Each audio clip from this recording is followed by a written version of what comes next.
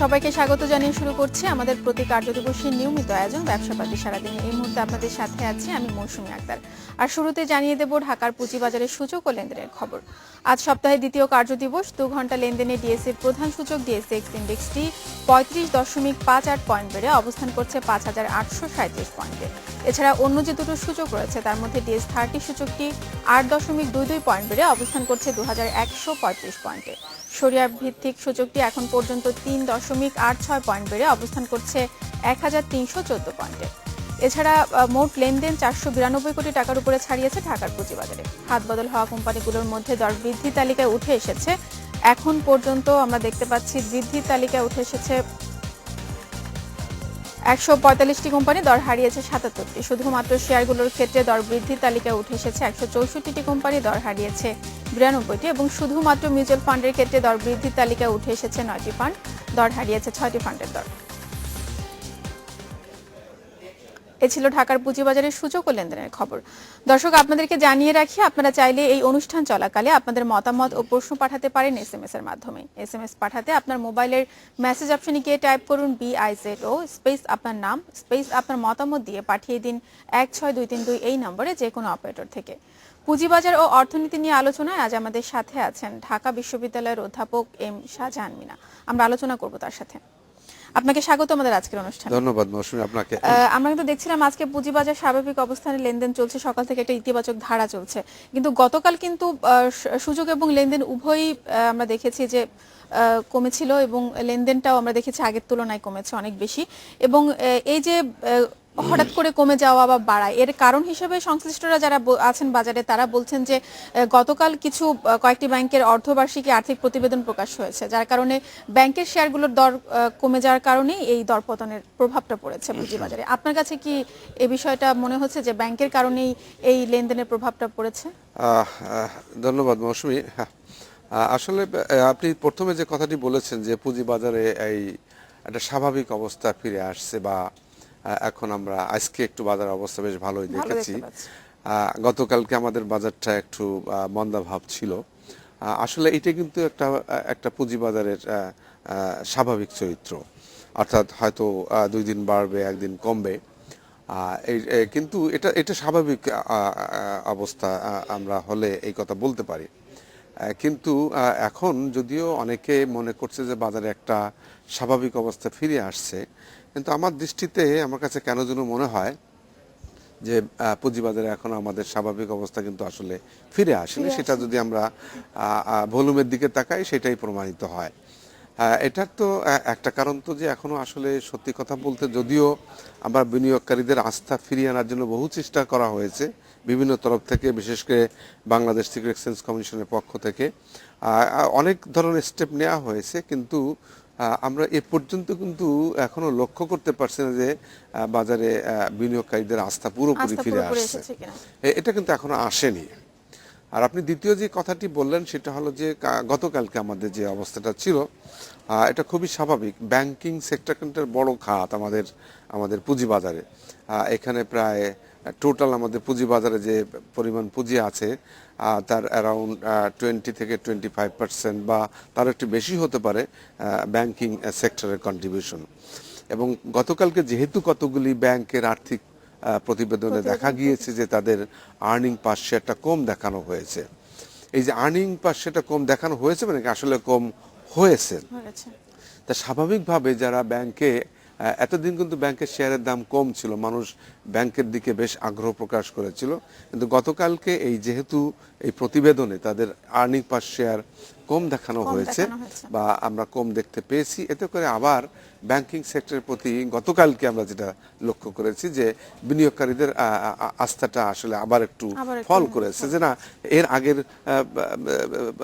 ইয়ারে কিন্তু বা 6 মাস আগে কিন্তু এটাকে বেশ পজিটিভই ছিল, কিন্তু এবার যেহেতু এটা দেখা গিয়েছে যে আমার প্রফিট কম হয়েছে, আর্নিং পার শেয়ার কম হয়েছে, সেহেতু বিনিয়োগকারী আবার কিন্তু এখানে গতকাল অ্যাটলিস্ট সেটা তারা কেনার জন্য অতটা আগ্রহ প্রকাশ করেনি।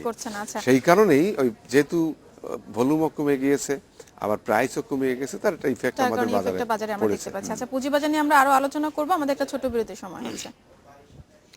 বিরতির পর আবারও আমন্ত্রণ ব্যবসাপাতি সারাদিনে ফিরছি আলোচনায়।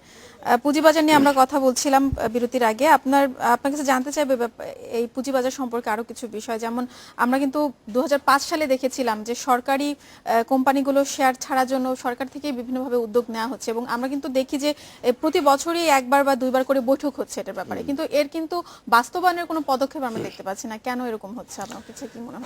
এটা খুবই গুরুত্বপূর্ণ বিষয় আপনি নিয়ে আসছেন মৌসুমী। এই কথাটি বোধহয় আমি এই স্টুডিওতে বলেছি, অন্য অন্য স্টুডিওতে এই কথাটি বারবার কিন্তু আলোচনায় আসছে। অর্থাৎ আমাদের পুঁজিবাজারে এখনো আমাদের শেয়ারের কিন্তু ঘাটতি আছে, এবং সেই ঘাটতি পূরণ করার জন্যই আমরা বহুদিন ধরে এই কথাটা বলে আসছি যে সরকারি খাতে যে শেয়ারগুলি আছে, সেই যে কোম্পানিগুলি আছে তাদের এই শেয়ারগুলি পুঁজিবাজারে নিয়ে আসা উচিত। এর পিছনে কিন্তু অনেক কারণ আছে। একটা কারণ, বড় কারণ, সেটা হচ্ছে যে আমরা লক্ষ্য করেছি যে সরকারি প্রতিষ্ঠানে যে সমস্ত প্রতিষ্ঠানের ম্যানেজারিয়াল ইফিসিয়েন্সি নিয়ে কিন্তু অনেকেরই প্রশ্ন আছে। অর্থাৎ সেখানে যারা চাকরি করে তারা মনে করে আমরা সরকারি চাকরি করি, আমাদের জনগণের কাছে কোনো দায়বদ্ধতা নেই, যেটা সম্পূর্ণ একটা ভুল ধারণা। এবং ওইখান থেকে কিন্তু তাদের ইফিসিয়েন্সির ব্যাপারে মানুষের অনেক প্রশ্ন রয়ে গেছে। এটা অর্থাৎ দুইটা কারণ, একটা হচ্ছে পুঁজিবাজারে আমাদের শেয়ারের স্বল্পতা, একটা হচ্ছে যে আমরা যদি সরকারি খাত থেকে বেসরকারি খাতে নিয়ে আসি, আমরা আশা করছি যে এখানে ম্যানেজারিয়াল এফিসিয়েন্সি এটা বৃদ্ধি পাবে, এবং বৃদ্ধি পাইলে সেখানে আমাদের দেশ উপকৃত হবে, বিনিয়োগকারীর উপকৃত হবে। কিন্তু এটা আমরা বহুবার বলার পরে এবং সরকার থেকে বহুবার এটা, যেমন মাননীয় প্রধানমন্ত্রী কিন্তু অনেকবার বলেছেন, এবং আমার কাছে যেটা মনে হয় 4-5 মাস আগে একটা মিটিংয়ে উনি বেশ ক্ষোভ প্রকাশ করেছিলেন, এবং তখন উনি মিনিস্ট্রিকে নির্দেশ দিয়েছিলেন যে আগামী 1 মাসের ভিতরে ওনাকে রিপোর্ট করতে হবে এই শেয়ার বাজারে ছাড়ার পিছনে কি কারণ আছে বা এর দুর্বলতাটা কোথায়। তা এটা তো আমার মনে হয় মাননীয় অর্থমন্ত্রী যখন বলেছেন তখন তো তাদের উচিত ছিল এটাকে ঠিকমতো রেসপন্ড করা, কিন্তু সেটা আসলে করা হয়নি। না করে বরং আমি এই গত কয়েকদিন আগে যে জিনিসটা অত্যন্ত দুঃখের সঙ্গে সেটা আমরা সবাই লক্ষ্য করেছি যে এর পিছনে কি কারণ আছে। এটা করার জন্য একজন অ্যাডিশনাল সেক্রেটারিকে আহ্বায়ক করে একটা কমিটি করে সময় দেওয়া হয়েছে 1 বছর। তো এই যে যেখানে আমি মাননীয় অর্থমন্ত্রী যেখানে 1 মাস আগে বা 2 মাস আগে 1 মাসের সময় দিয়েছিল, আবার উনি কিন্তু এখন আবার যেটা করছে, এখন তাদেরকে 1 বছর সময় দেওয়া হচ্ছে। এটার পিছনে মূল কারণ হচ্ছে, সম্পূর্ণভাবে দায়ী হচ্ছে আমলাতান্ত্রিক জটিলতা আমি বলবো না, আমলাতান্ত্রিক অনিচ্ছা। অর্থাৎ এই কোম্পানিগুলি যদি সরকারের খাতে থাকে তাহলে সেখানে আমাদের আমলাদের কিছু সুযোগ সুবিধার ব্যাপার আছে, সেখানে ওনারা ওই সমস্ত প্রতিষ্ঠানের উপরে সেখানে খবরদারি করতে পারেন বা সেখানে তারা মিটিংয়ে বসতে পারেন। এই যে বিষয়গুলি আছে, যদি এটা প্রাইভেট সেক্টরে চলে আসে তাহলে হবে কি, বাহির থেকে ডাইরেক্টর সেখানে চলে আসবে। অ্যাট দ্য সেম টাইম সেখানে প্রচুর শেয়ার হোল্ডারদের ইনভলভমেন্ট হবে, এবং যখনই শেয়ার হোল্ডারদের ইনভলভমেন্ট হয় তখনই কিন্তু দায়বদ্ধতা অনেক বৃদ্ধি পায়। অর্থাৎ এখানে অন্য কোনো কারণ আমি দেখছি না। দুটা কারণ, একটা হচ্ছে যে আমলাতান্ত্রিক মানে অনিচ্ছা বা জটিলতা, একটা হচ্ছে আমার মনে হয় এখানে আমি ক্ষমা চেয়েই বলছি যে এখানে আমার মনে হয় আমাদের যারা সরকারের উচ্চ পর্যায়ে আছে তাদের নির্দেশনা আমার মনে হয় এই আমলারা ঠিকমতো পালন করছে না, যে কারণে এই ঘটনাটি ঘটছে। কিন্তু এটা কিন্তু আসলে দেশের জন্য একেবারেই ভালো না। অর্থাৎ একজন ফাইন্যান্স মিনিস্টার যদি তার মিনিস্ট্রির লোকজনকে নির্দেশনা দিয়ে দেয় যে তোমাকে এই কাজটি করতে হবে, এবং সেই কাজটি যদি সময়মতো না করা হয়, ইট ইজ সিম্পলি ইনসাবঅর্ডিনেশন। এবং এ ব্যাপারে আমার তো মনে হয় এটা কেন হচ্ছে, এটা আমার মনে হয় সরকারের উচিত বিষয়টা একটু তদন্ত করে দেখা এবং তাড়াতাড়ি এটাকে নিয়ে আসার চেষ্টা করা। আরেকটা বিষয় ছিল যে আমরা দেখছি যে গত অর্থ বছরে 66,000 কোটি টাকার সঞ্চয়পত্র বিক্রি হয়েছে। তার মানে এর আগের যে অর্থ বছর ছিল সেখানে আমরা দেখেছি তার চাইতে বেশি 12,500 কোটি টাকা। তার মানে এটা কিন্তু একটা রেকর্ড ছাড়িয়ে গেছে, আপনি জানেন। কিন্তু এটার সংশ্লিষ্টরা কিন্তু এটাতে বলছেন যে এই যে অর্থমন্ত্রী মাঝখানে বলেছিলেন যে সুদের হার কমাবে সঞ্চয়পত্রের, এটার কারণেই সবাই মনে করছে যে আগে থেকে সঞ্চয়পত্র কিনে রাখি, লাভের জন্য এই ব্যাপারটা করছে, যার কারণে কিন্তু যে বেশি সুদের পাশাপাশি পুঁজিবাজারে কিন্তু খুব বেশি আসার খবর না থাকার কারণে বিনিয়োগকারীরা যেটা করছেন যে সঞ্চয়পত্র কিনে রাখছেন। তো এই যে সঞ্চয়পত্রের দিকে ঝুঁকছেন বা পুঁজিবাজারেও আগ্রহ হারাচ্ছেন, অথবা দেখা যাচ্ছে ব্যাংকে টাকা রেখে দিচ্ছেন, পুঁজিবাজারের দিকে আগ্রহ হচ্ছে না, এ বিষয়ে আপনি কি বলবেন? না, এটা তো খুবই খুবই স্বাভাবিক। দেখেন এই যে সঞ্চয়পত্রের প্রতি মানুষের আগ্রহ কেন এত বৃদ্ধি পেয়েছে, বৃদ্ধি পাওয়ার একটা মূল কারণ হচ্ছে যে মানুষের টাকা ব্যাংকে জমা রেখে সেখান থেকে তারা আশানুরূপ সুদ তারা পাচ্ছে না বা লাভ তারা সেখান থেকে পাচ্ছে না, অর্থাৎ 4%, 5% বা 6%, অন অ্যান অ্যাভারেজ 5% সুদ তারা পাচ্ছে। তো এখন তারপরে আমার inflation more than 5%, it is around 6%। তা সেখানে যদি আমি ব্যাংকে টাকা রেখে 5% সুদ পাই এবং সেখানে আমার যদি ইনফ্লেশন যদি 6% হয়, তাহলে আমার ইনকামটা হয়ে যাবে নেগেটিভ, অর্থাৎ আমি ব্যাংকে টাকা রেখে আমি আরও ক্ষতিগ্রস্ত হচ্ছি। যে কারণেই কিন্তু মানুষ ওই এতদিন ধরে, অর্থাৎ গত বছরে যেটা আমরা সবচেয়ে বেশি লক্ষ্য করেছি, তারা প্রচুর পরিমাণে সঞ্চয়পত্র কিনেছেন। এখন এই যে সঞ্চয়পত্র মানুষ, তার কারণ মানুষ কিন্তু বিনিয়োগের জায়গা নেই, বিনিয়োগের জায়গা একেবারে নেই, যে কারণে এই অবস্থাটা হচ্ছে। এখন এই যে সুদ কমছে, এবং আরেকটি কথা যেটা আপনি বলেছেন যে হ্যাঁ, মাননীয় অর্থমন্ত্রী বাজেট ঘোষণার আগে কিন্তু এই কথাটি বলেছিলেন যে হ্যাঁ, আপাতত না, কিন্তু 2 মাস পরে এই সুদের হার আমরা কমানোর চেষ্টা করছি। এতে করে মুদ্রানীতি ঘোষণার সময় কিন্তু একই কথা বলা হয়েছে। সেটাই বলছি, অর্থাৎ এতে করে লোকজন হুমড়ি খেয়ে পড়ছে। তারা মনে করছে যে যদি 2 মাস পরে ইন্টারেস্ট কমে যায়, তখন আমি সঞ্চয়পত্র কিনলে আমি ক্ষতিগ্রস্ত হব। তো এই যে বিষয়টা, এটা কিন্তু আসলে আমাদের পুঁজিবাজারের জন্য একটা পজিটিভ দিক হতে পারত। সেটা কিভাবে, যে না, যে এই যে ব্যাংকে ইন্টারেস্ট কম, ঠিক আছে, সঞ্চয়পত্রে যেখানে আছে সেখানে কিন্তু সুদটা একটু বেশি আছে, কিন্তু পুঁজিবাজারে টাকা বিনিয়োগ করলে কিন্তু এই সঞ্চয়পত্রের থেকে যে সুবিধা আমি পাবো অথবা যে লাভ আমার পাওয়ার সম্ভাবনা আছে, তার থেকে আমি বেশি পুঁজিবাজারে বিনিয়োগ করতে পারতাম। কিন্তু এই বিষয়টা মানুষ, ওই যে আস্থার অভাব, এখনো তাদের ভিতরে কিন্তু ভীতি কাটেনি। সেই জন্য ভীতি কাটানোর জন্য আরও কিছু পদক্ষেপ কিন্তু নিতে হবে, যেটা আমরা বিভিন্ন সময় কিন্তু বলেছি। এবং সেটার ভিতরে যেটা মানুষের আস্থা বাড়াতে হবে 1 নম্বর। 2 নম্বর হচ্ছে প্রাতিষ্ঠানিক বিনিয়োগকারীদেরকে এখানে এগিয়ে আসতে হবে, তাদেরকে এই এনকারেজ করতে হবে। আমি দেখেছি অনেক প্রাতিষ্ঠানিক বিনিয়োগকারী, বিশেষ করে মার্চেন্ট ব্যাংক, তাদের টাকার শর্টেজ আছে, তাদের মূলধন কিন্তু খুবই কম, ওদিকে তারা ব্যাংকের থেকে ঋণ নিতে পারছে না, অর্থাৎ যেহেতু নিজের ইকুইটি ক্যাপিটাল কম, ঋণের সুবিধা পাচ্ছে না ব্যাংক এক্সপোজার লিমিটের কারণে, সেই জন্য প্রাতিষ্ঠানিক বিনিয়োগকারীরা ওখানে বিনিয়োগ করতে পারছে না, because of shortage of fund. এই যে শর্টেজ অফ ফান্ডটাকে যদি আমরা এই প্রবলেমটাকে ওভারকাম করতে চাই, তখন বিসেকের অথবা বাংলাদেশ ব্যাংকের আবার নতুন করে একটু চিন্তা ভাবনা করতে হবে এই মার্চেন্ট ব্যাংকগুলির ক্যাপিটালের পরিমাণ কত হওয়া উচিত। এদের ক্যাপিটাল এখন মাত্র 25 কোটি টাকা। এই 25 কোটি টাকা দিয়ে তাও মাত্র 57টি মার্চেন্ট ব্যাংক, সবাই কিন্তু আবার এখানে অ্যাক্টিভ না। এই স্বল্প পুঁজি দিয়ে এই পুঁজিবাজারে বিনিয়োগ করা সম্ভব না। এই জন্য ইমিডিয়েটলি আমি যেটা মনে করি সেটা হচ্ছে যে মার্চেন্ট ব্যাংকগুলির মূলধন বাড়াতে হবে, এবং মূলধন বাড়ানোর জন্য যেটা কাজটি করতে হবে, তাদেরকেও আইপিওর মাধ্যমে টাকা সংগ্রহ করার সুযোগ দিতে হবে। এইটা না করতে পারলে কিন্তু আসলে প্রাতিষ্ঠানিক বিনিয়োগকারীরা বিনিয়োগে আসবে না। আরেকটি হচ্ছে ওই যে ব্রোকারেজ হাউস যেগুলি আছে, তাদের কিন্তু ওই যে সেই নেগেটিভ ইকুইটি নিয়ে তারা দীর্ঘদিন ধরে চলেছে, যদিও কিছু কিছু তারা ওভারকাম করতে পেরেছে, কিন্তু আমার তো নেগেটিভ ইকুইটি, আমার তো ইকুইটি পজিটিভ হতে হবে এবং অনেক বেশি হতে হবে, যেটা দিয়ে আমি বিনিয়োগ করব। অ্যাট দ্য সেম টাইম আমার ক্লায়েন্টকে আমি ঋণ দেব, আমার ক্লায়েন্টও সেই ঋণ নিয়ে শেয়ারে বিনিয়োগ করবে। আচ্ছা, আমরা পুঁজিবাজার নিয়ে আরো আলোচনা করব। আমাদের একটা বিরতির সময় হয়েছে, একটি বিরতি নিচ্ছি, আমাদের সাথেই থাকুন।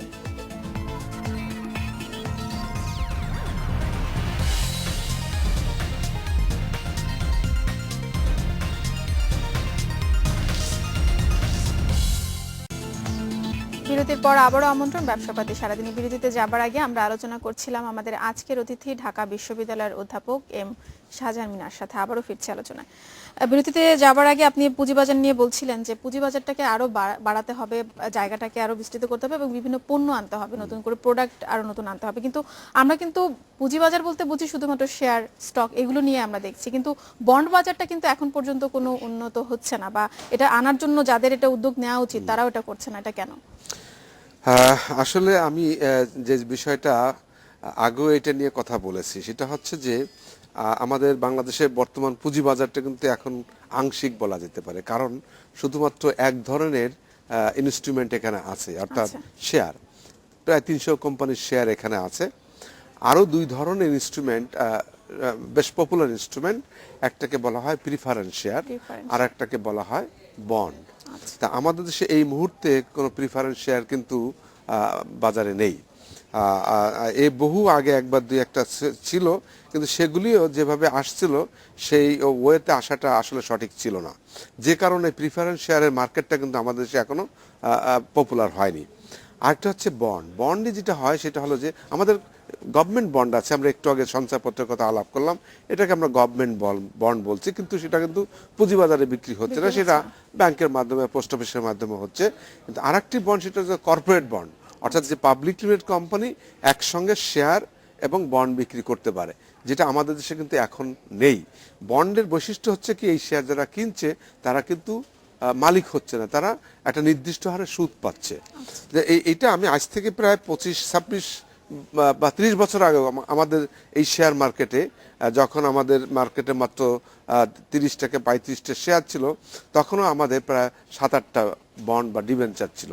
কিন্তু এখন আমার এখানে 300 কোম্পানির শেয়ার আছে, কিন্তু ওই সকল কোম্পানি কোনো বন্ড কিন্তু বাজারে নেই।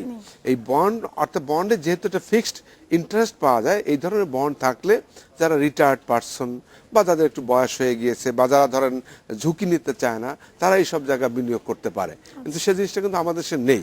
এবং এটা না থাকার মূল কারণ হচ্ছে যে মানুষ যেহেতু ব্যাংকের থেকে স্বল্প সুদে ঋণ পাচ্ছে এবং ব্যাংকের থেকে ঋণ নিয়ে টাকা না শোধ করলেও বেঁচে যাওয়া যায়, সেহেতু তারা আর পাবলিকের কাছ থেকে ঋণ নিচ্ছে না, পাবলিকের কাছ থেকে এই বন্ডের মাধ্যমে ঋণ নিতে হয়। তা পাবলিকের কাছে নিতে হলে তো একটা দায়বদ্ধতার সৃষ্টি হয়ে যায়। সে একটি কোম্পানি যদি 100 কোটি টাকার বন্ড বিক্রি করে বা ডিবেঞ্চার বিক্রি করে, সেখানে অনেক লোক সেই বন্ডগুলি পারচেস করছে, অর্থাৎ তাদেরকে সুদ দেওয়ার একটা বাধ্যবাধকতা সেখানে রয়ে গেছে। এবং সেই বন্ডটাকে আবার একটা নির্দিষ্ট সময় পরে সেটাকে পরিশোধ করারও প্রশ্ন রয়ে গেছে। তো এই ধরনের বন্ড এবং প্রিফারেন্সের আমাদের দেশে নেই। এই ক্ষেত্রে আমি মনে করি ঢাকা স্টক এক্সচেঞ্জের এবং বিশেষ করে বাংলাদেশ সিকিউরিটিজ অ্যান্ড এক্সচেঞ্জ কমিশনের এখানে একটা উদ্যোগ নিতে হবে। উদ্যোগটা হবে এইভাবে, যে সকল কোম্পানি আইপিওতে আসছে অথবা যে সকল কোম্পানি ইতিমধ্যে বাজারে পরিচিত হয়ে গেছে বা যে সমস্ত কোম্পানি অনেক স্টাবলিশড, যাদের যথেষ্ট গুডউইল আছে, তাদেরকে বলতে হবে ভাই তোমরা বাজার থেকে বন্ড বিক্রি করে ক্যাপিটাল রেইজ করো। তাহলে কিন্তু এই যে রাইট শেয়ার ইস্যু করে না দিয়ে বা বন্ড যেটাকে আমরা বলি স্টক ডিভিডেন্ড বা বোনাস শেয়ার এভাবে ক্যাপিটাল না বাড়িয়ে তারা কিন্তু বন্ডের মাধ্যমে এই ক্যাপিটাল রেইজ করতে পারে। তাহলে বাজারে যদি বন্ড থাকতো তাহলে কিন্তু সব লোক ওই সঞ্চয়পত্র কিনতে যেত না। সেই জন্য আমি যেটা মনে করি এখন দুইটা ভাবে করা যেতে পারে। একটা হচ্ছে যে নতুন যারা আসবে তাদেরকে বলতে হবে ভাই তুমি যদি 100 কোটি টাকার ক্যাপিটাল রেইজ করতে চাও, তুমি 25% বন্ড করো, 25% প্রিফারেন্স শেয়ার করো, 50% তুমি সাধারণ শেয়ার বিক্রি করে তুমি টাকা রেইজ করো। এটা একটা হতে পারে। অথবা যারা বিশেষ করে খুবই স্টাবলিশড কোম্পানি, যাদের যথেষ্ট সুনাম আছে, তাদেরকে ডেকে বলা তারা যদি বন্ড বিক্রি করতে, বাজারটা কিন্তু আরো বড় হবে। তা আমার যেখানে 300টি শেয়ার আছে সেখানে আমার অ্যাটলিস্ট 50টা বন্ড থাকা উচিত ছিল। আমরা যদি আমাদের প্রতিবেশী রাষ্ট্র ভারতের দিকে তাকাই, সেখানে বন্ড এবং শেয়ারের সংখ্যা প্রায় সমান সমান, কিন্তু আমাদের দেশে সেই জিনিসটা নেই। এটা না থাকার কারণে আমি বলবো আমাদের এই বাজারটা কিন্তু পূর্ণাঙ্গ না, এটা ইনকমপ্লিট মার্কেট। এবং যে কারণে বিনিয়োগকারীরা যারা ঝুঁকি নিতে চায় না, তারা এই ধরনের ইনস্ট্রুমেন্ট খুঁজে পাচ্ছে না বলে তারা বাজারে ঠিকমতো আসছে না। তো এই জন্য এটার জন্য যেটা করতে হবে, ঢাকা স্টক এক্সচেঞ্জকে একটা ভূমিকা নিতে হবে এবং বাংলাদেশ সিকিউরিটি এক্সচেঞ্জ কমিশনকে ভূমিকা নিতে হবে। আচ্ছা, এছাড়া কিছুদিন আগে মূল্যনীতি ঘোষণা হয়েছে আপনি জানেন, এবং বেসরকারি খাতে কিন্তু ঋণ প্রবাহ কমিয়ে ধরা হয়েছে, এটাও আপনি জানেন। এবং জুলাই ডিসেম্বরে অভ্যন্তরীণ ঋণ প্রবৃদ্ধি ধরা হয়েছে 15.8%, আর জিডিপি প্রবৃদ্ধি ধরা হয়েছে 7.4%, যা আগে ছিল 7.2%। তো সব মিলিয়ে আপনার কাছে কি মনে হয় কেমন হলো এবারের মুদ্রানীতি, এবং এটির বাস্তবায়ন কি সম্ভব কিনা, আর এই মুদ্রানীতির সাথে পুঁজিবাজারের সামঞ্জস্যটা কতটুকু? আপনি এই যে মুদ্রানীতি আমরা যেটা বলি, মুদ্রানীতি হচ্ছে আমাদের মুদ্রা বাজারের ইনস্ট্রুমেন্ট, আর পুঁজিবাজারের ইনস্ট্রুমেন্ট হচ্ছে আমাদের ওইগুলি শেয়ার, ডিবেঞ্চার, এগুলি। এই মুদ্রানীতির মাধ্যমে বাংলাদেশ ব্যাংকের উদ্দেশ্যটাকে, তারা হচ্ছে যে ক্যাপিটাল ফ্লো মানে ঋণের ফ্লোটা কমানো বা বাড়ানো, বা সুদের হার বাড়ানো বা কমানো, হ্যাঁ, এবং ইনফ্লেশনটাকে এটা নিয়ন্ত্রণে রাখা। তো যেটা ইয়ে করেছে তারা, যে মুদ্রানীতি ঘোষণা করেছে, এটা আমার কাছে মনে হচ্ছে খুবই গতানুগতিক। আর ওই যেটা বলেছেন যে প্রাইভেট সেক্টর লোনটা এবার কম করার উদ্দেশ্য হচ্ছে বা কারণ হচ্ছে যে ইতিমধ্যে বাজারেও প্রচুর পরিমাণ টাকা যারা এই ঋণ নিয়েছে সেই টাকাগুলো কিন্তু পরিশোধিত হচ্ছে না। অর্থাৎ এই টাকা আসছে না, আবার নতুন করে টাকা না দেওয়ার থেকে একটু ডিসকারেজ করাটা ভালো। আমাদের সময় স্বল্পতার কারণে অনুষ্ঠান এখানে শেষ করতে হচ্ছে। আপনাকে অসংখ্য ধন্যবাদ সময় দেওয়ার জন্য। আপনাকে ধন্যবাদ। এ ছিল আমাদের আজকের আলোচনা। পরবর্তী সংবাদ দেখার আমন্ত্রণ রইল।